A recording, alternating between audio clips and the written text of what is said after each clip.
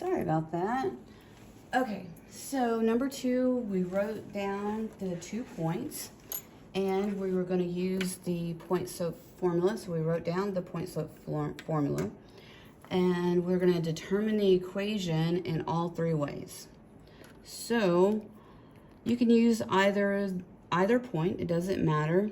I'm just going to use the first because it's first, and also to demonstrate when you put a negative inside the formula.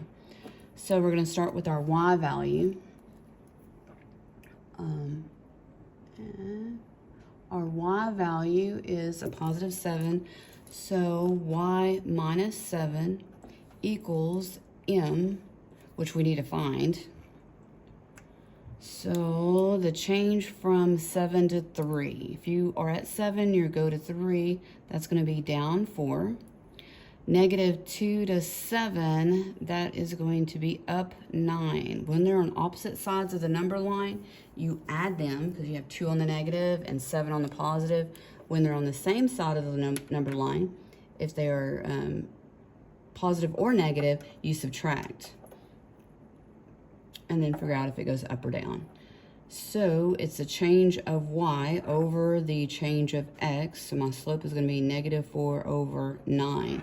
And if that was reducible, we would then reduce. And of course, if it was reducible, then we could have found a slope in between.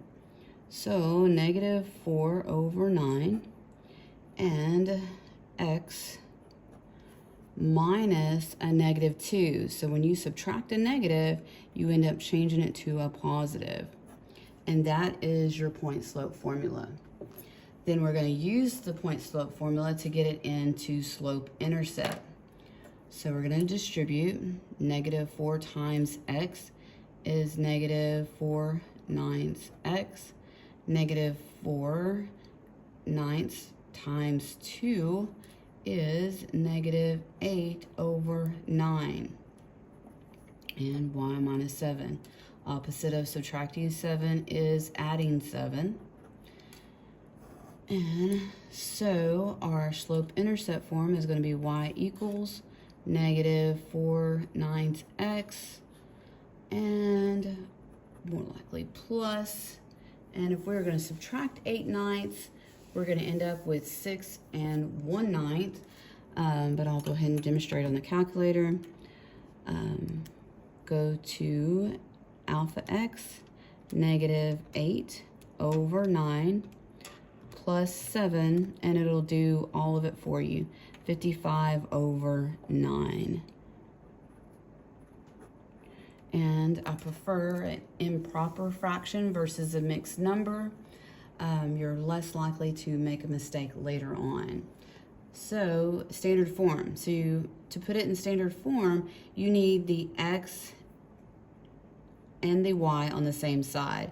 So standard form is ax plus by equals c. And then there's 2 rules for standard form. 1, a has to be positive, and there can be no fraction or decimals. So when we move the x over to the other side, it's going to be positive, but we're still going to have a fraction. So if it's negative over here, it's going to be positive on the other side. So we're going to have positive 4 ninths x plus y equals 55 over 9. So to get rid of the fraction, we're going to multiply times the denominator. So we're going to multiply everything times 9. So 4 ninths times 9 ends up 4x. So you have 4x plus 9 times y is 9y equals, again, I like to keep the improper because the 9's cancel and we end up with 55. So your 3 answers, this would be standard form, slope intercept form, and then if it had asked, this was point slope form. And then a tidbit on the end of course exam, if it doesn't specify the form, The only forms that they are counting correct that I have seen is standard form and slope-intercept form. So only use point-slope form when asked. Use the equation to write the rule. So this one is actually super easy because they gave you the y-intercept. This is your b when x equals 0. And so we just need to find the change. So 0 to 1, that's change of 1, that's easy. 3 to negative 1, so they're on opposite sides. So you add 3 plus 1 is 4 because you have 3 on the positive and 1 on the negative, and we're going down 4. And then if they're on the same side, like these two, you subtract. 5 minus 1 is 4, and of course it's going down still. So my slope is, my m equals negative 4. My b equals 3. So y equals mx plus your b. Number 4. This is a horizontal line.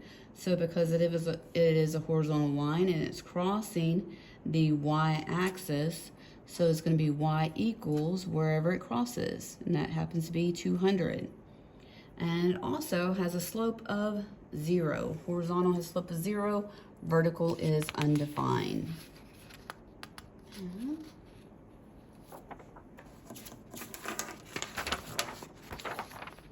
Number 5, which graph represents this inequality? So first off, you have greater and equal to. So if it is less than or greater than, it is dashed. If it is less than or equal to or greater than or equal to, it is a solid line. And the other thing that students have trouble with is knowing if it's greater or less than. So I recommend the word less, and then take the L and squish it, and that is your less than symbol. So we are looking for a solid line, and so I can omit this one and this one. And it is also greater than, as long as it's solved for y, and so it should be shaded above, and this one is shaded below. So my answer is C, without even looking at any of the numbers. That's just from the symbol. If you had to look at the numbers, you would notice that the y-intercept is at 500, so are most of them. And I think all the equations are basically, the lines are the same. They're just graphed differently. So you know that you're just looking at the symbol. Number 6, we are actually going to graph this one. My y-intercept is 4. So 1, 2, 3, 4. And then I'm going to use the slope to find my other point. So when the line is negative, the line should be going down. My slope is 2, so it's 2 over 1. So go over, down 2 over 1 to the right, or I could go on up 2 and over 1 to the left. And since this is not a computer, but a paper, I'm going to go ahead and connect my dots. And it is going to be dashed, and it is greater, so I am going to shade above. So in Get More Math, you would, next to where it has the line, you would hit the dashed, a little box that says dashed, and it'll change it from a line to a dashed line, and then where it says line, you would change it to shade, and it will allow you to shade. And last but not least, a function one, but it's still the same thing. So if you remember the point slope formula, the point slope formula was y minus y1 equals m x minus x1. So if I solve this for y, I could move that y1 to the other side. If it was negative over here, it would be positive over here. But the point is that whatever's in front of the parentheses is going to be my slope. But to find my point or my y-intercept, I'd have to do some multiplication. So as far as the slopes, I have 3, another 3, 1/3, and negative 1/3. This line is very steep. So a 1-to-1 would go up 1 over 1. It'd be right here. So this is your parent function, a 1-to-1 relationship. So anything above 1 is going to be steeper. So I can omit A and B, plus B is negative. The line is definitely going up.